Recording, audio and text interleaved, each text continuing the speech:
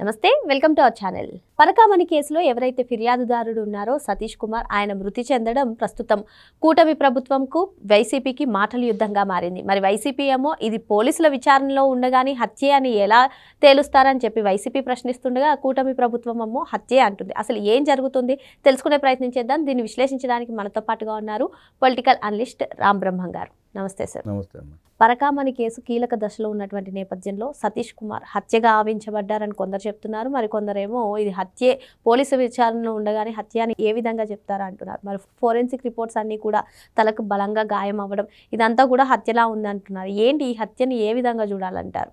దీన్ని మొదలు చూస్తే రవికుమార్ పరకామణిలో దొంగతనం చేశాడంటే ఆ రోజున సిబ్బంది పాత్ర కూడా దాంట్లో స్పష్టంగా కనపడతా ఉంది. ఆనాడు అధికారంలో ఉన్న చైర్మన్ కానీ సుబ్బారెడ్డి కానీ తర్వాత వచ్చిన బొమ్మన కరుణాకర్ రెడ్డి కానీ వాళ్ళ పాత్ర సుస్పష్టం. పరకామణిలో దొంగతనం చేయటం అంటే పకడ్బందీగా ఉంటుంది. అక్కడ దొంగతనం చేయంటే కనీసం అక్కడ పనిచేసే వాళ్ళందరూ వాళ్ళ ఆధీనంలో ఉన్న మనుషులైతే దొంగతనం చేయడానికి అవకాశం ఉంటుంది. ఈ సతీష్ కుమార్ అక్కడ ఆయన బయటాడు అనుకుంటా, ఆయనకి దీంట్లో పాత్ర ఉన్నట్టు కనిపించలే, అందుకే ఆయన పట్టుకున్నాడు. సరే, ఇక్కడ ఒక అంశము, పరకామణి కేసులో సతీష్ కుమార్ గారిని హత్య చేసినట్లయితే ఆయన మొదటిసారి విచారణకు వెళ్ళేటప్పుడే హత్య చేసి ఉండొచ్చు కదా, కానీ ఇప్పుడే ఎందుకు చేసినట్టు? మొన్న ధర్మారెడ్డి గారిని విచారణ చేశారు సిట్ వాళ్ళు. నాదేం లేదు, పై వాళ్ళు చెప్తే చేశానన్నాడు. ఆయన చెప్పిన తర్వాత ఈయనతో కూడా బేరసరాలు మాట్లాడి ఉంటారు. ఈయన బహుశా నిన్న మనం ఒప్పుకుని ఉన్నాడు, నేను నిజం చెప్పి నేను బయటపడతాను, నేను ఈ టార్చర్ తట్టుకోలేను, మీ టార్చర్ నాకు వద్దని చెప్పుంటాడు వాళ్ళతో. ఎలాగో నిజాలు బయటపడతాడు, మన అరెస్ట్ కాక తప్పదనే ఉద్దేశంతో ఆయన చంపేస్తుంటారు. గతంలో మనం చూసిన వైఎస్ వివేకానంద రెడ్డి కేసు అప్పుడు కూడా అట్లాగే నారాసు రక్తచరిత్ర అని చెప్పి ఆర్టికల్స్ రాసుకొని గుండెపోటని రకరకాలుగా చేసి వాళ్ళే వాళ్ళ బాబాయిని హత్య చేసి ఎన్ని రకాలుగా దారి మళ్లించే ప్రయత్నాలు చేశారో కూడా మనం చూసాం. ఇవన్నీ చూసిన తర్వాత ఇవాళ సతీష్ కుమార్ గారిని చంపడం అనేది వాళ్ళకి పెద్ద లెక్క ఏం కాదు. ఆ పరకామణిలో దొంగతనం చేసిన తర్వాత ఈయనతోనే మళ్ళీ కేసు పెట్టించి ఈయనతోనే మళ్ళీ రాజీ వేయించి బొమ్మన కరుణాకర్ రెడ్డి ఆ రోజు ఆడిన నాటకాలు, అతనితో కొన్ని ఆస్తులు స్వామివారికి మళ్ళీ రిజిస్ట్రేషన్ చేపించడం, మిగిలిన ఆస్తులు వాళ్ళు కొట్టేయటం, ఆ రవికుమార్ ఒప్పుకోవడం అన్నీ జరిగినాయి. దాంట్లో ప్రధాన సాక్షి సతీష్ కుమార్. ఈ ఇన్వెస్టిగేషన్లో రెండోసారి జరిగే ఇన్వెస్టిగేషన్లో నిజాలు చెప్తాడన్న భయంతోనే సతీష్ కుమార్ని బొమ్మన కరుణాకర్ రెడ్డి, వైవి సుబ్బారెడ్డి, జగన్మోహన్ రెడ్డి మనుషులే చంపి ఉంటారని స్పష్టంగా ప్రజలు అక్కడ అనుకుంటున్నారు. వాళ్ళ కుటుంబ సభ్యులు కూడా అదే ఆరోపణలు చేస్తున్నారు. ఆయన ఇన్వెస్టిగేషన్కి వెళ్ళే క్రమంలో ట్రైన్లోనే ఆయన హతమార్చి ట్రైన్ కింద పడేసి వెళ్ళిపోయారు వాళ్ళు. ఆ బాడీ పట్టాల పక్కన పడింది, నెత్తి మీద గాయాలు ఉన్నాయి, తల వెనుక గాయాలు ఉన్నాయి, స్పష్టంగా కనపడతా ఉంది. ఫారెన్సిక్ కూడా గొడ్డలి లాంటి వస్తువుతో కొట్టి చంపేశారని చెప్పి స్పష్టంగా చెప్తా ఉంది. దాన్ని వీళ్ళు ఎట్లా చెప్తారు, ఎట్లా మాట్లాడతారు? హత్య కాదు అది అని. అయినా హత్య జరిగింది, పోలీసులు ఇన్వెస్టిగేషన్ చేస్తున్నారు. బొమ్మన కరుణాకర్ రెడ్డికి ఎందుకు అంత భుజాలు తడుకోవాల్సిన అవసరం ఏమొచ్చింది? ఆయన ప్రెస్ మీట్ పెట్టి ఎందుకు మాట్లాడుతున్నాడు అంటే ఆయన పాత్ర అక్కడ స్పష్టం.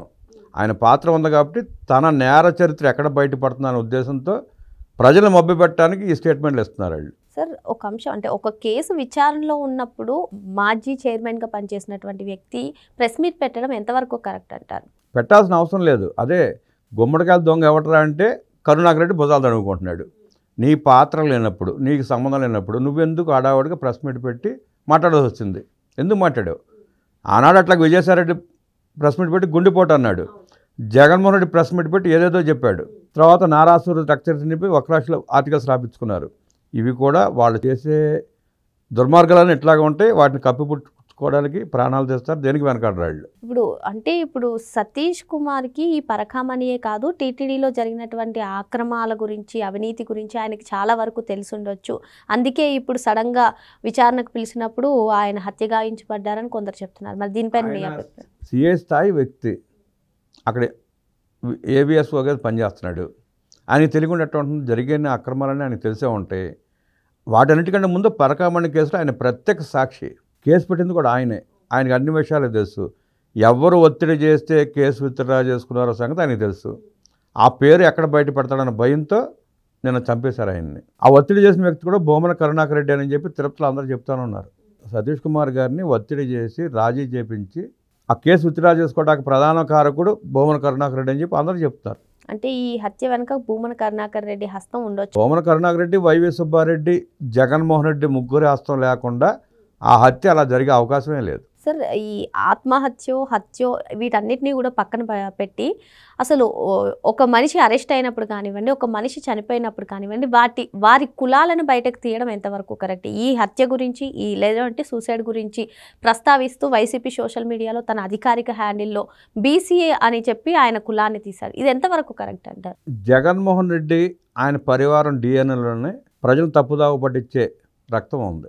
ఏదో రకంగా బీసీ కార్డు వాడితే ప్రజల దృష్టి మళ్ళుతుంది, ఈ హత్య మా మీద రాకుండా ఉంటుంది, తాత్కాలికంగా ఉపశమనం పొందే ప్రయత్నం చేస్తున్నారు తప్ప అక్కడ చనిపోయిన వ్యక్తి బీసీ అయినా ఇంకొకళ్ళైనా హత్య గావించబడ్డాడు. ముందు మనిషి చనిపోయాడు. ఆ మనిషిని చంపిన దుర్మార్గులు ఎవరనేది ఇన్వెస్టిగేషన్ జరుగుతూ ఉంది. పోలీస్ వ్యవస్థ ఇన్వెస్టిగేషన్ చేస్తూ ఉంది. అది పోలీస్ డిపార్ట్మెంట్లో సిఐ స్థానంలో ఉన్న వ్యక్తి ఆయన. హోంగార్డో కానిస్టేబుల్ కూడా కాదు, ఆయన సిఐని చంపాడంటే ఆ పోలీస్ డిపార్ట్మెంట్ చూస్తా ఏం ఊరుకోదు, లోతుగా ఇన్వెస్టిగేషన్ చేస్తుంది. ఆయన హత్య చేసింది ఎవరు, హత్య చేయడానికి ప్రేరేపించింది ఎవరు, పాత్రదారులు ఎవరు, అందరూ బయటకు వస్తారు. ఇప్పుడు జగన్మోహన్ రెడ్డి తన వరకు వచ్చిందంటే ఎంతటి వారినైనా సరే, తన మనుషులనైనా సరే తొలగించేస్తారు అని చెప్పే వాదనలు చాలా వినిపిస్తున్నాయి. మరి ఈ నేపథ్యంలో సతీష్ కుమార్ గారి మృతి చెందడం, హత్య గావించబడడం, దీన్ని బట్టి లిక్కర్ స్కామ్లో కానివ్వండి, కల్తీ మద్యం వ్యవహారంలో కానివ్వండి, ఇంకా ఏవైతే కేసులు ఉన్నాయో కల్తీ నెయ్యి కానివ్వండి, ఇందులో ఎవరెవరు జాగ్రత్తగా ఉండాలి అని చెప్తారు? మీకు మనం ఒకసారి గమనిస్తే లిక్కర్ స్కామ్లో రాజకేశ్వర ఫస్ట్ రోజే స్టేట్మెంట్ ఇచ్చాడు, నేను నిజాలు చెప్తే నా ప్రాణాలు తీసేస్తారని చెప్పి. ఎవరు తీస్తారు ప్రాణాలు? జగన్మోహన్ రెడ్డికి సంబంధం ఉంది కాబట్టి అతను ఆ భయం ప్రకటించాడు ఓపెన్గానే. అలాగే పరిటాల రవి గారి కేసులో జగన్ ఇన్వాల్వ్మెంట్ ఉన్నదన్న సంగతి అందరికీ తెలిసిందే. దాంట్లో ఒక సాక్షి మిగల్లా, ఆఖరి కేసు క్లోజ్ అయిపోయింది. సాక్షి లేక కేసు క్లోజ్ అయిపోయింది. వైఎస్ వివేకానంద రెడ్డి కేసు కూడా మనం చూస్తూనే ఉన్నాం. ఇప్పుడు 6 చనిపోయారు. ఎవరు ఎట్లా చనిపోయారు అనేది ఇన్వెస్టిగేషన్ ఇంతవరకు చేయలే. సిబిఐ కూడా ఆ దిశగా ప్రయత్నాలు చేయట్లా. అంటే జగన్మోహన్ రెడ్డి ఇన్వాల్వ్మెంట్ ఉన్న ఏ కేసు అయినా సరే సాక్షుల్ని ఉండనివ్వడు. సాక్ష్యాలు లేక కేసులు మూసివేయబడతాయి. ఆ ఫైల్ క్లోజ్ అయిపోద్ది. సాక్ష్యాలు లేకపోతే ఏమవుద్ది? ఫైల్ క్లోజ్ అయిపోద్ది. అదే జగన్ రెడ్డి పంద. పాత స్కాముల్లో అయినా, కొత్త మర్డర్ కేసులో అయినా, ఏ కేసుల్లో అయినా జగన్ రెడ్డి ఇన్వాల్వ్మెంట్ ఉంటే ఆ కేసులు క్లోజ్ అయిపోతే సాక్షులు మిగలరు. అక్కడ సొంత మనుషుల, రక్త సంబంధికుల, బయటాళ్ళ అనే సంబంధం లేదు ఆయనకి. బాబాయినైనా చంపుతాడు, తనకు అడ్డం వస్తాడు అనుకుంటే, తమ్ముడైనా చంపుతాడు, మావనైనా చంపుతాడు, ఎవరినైనా అడ్డు తొలగించే ప్రయత్నం చేస్తాడు. జగన్మోహన్ రెడ్డికి ఆయన కుటుంబం, ఆ నలుగురు బాగుంటే చాలు. వాళ్ళు లక్షల కోట్లు దాచుకుని వాళ్ళు రాజభోగాలు అనిపిస్తే చాలు. అది ఆయన స్ట్రాటజీ. ఆ నిజాన్ని ఆ చుట్టూ ఉన్న కొద్దిమంది తెలుసుకుంటే వాళ్ళ ప్రాణాలన్నా వాళ్ళకి దక్కుతాయి.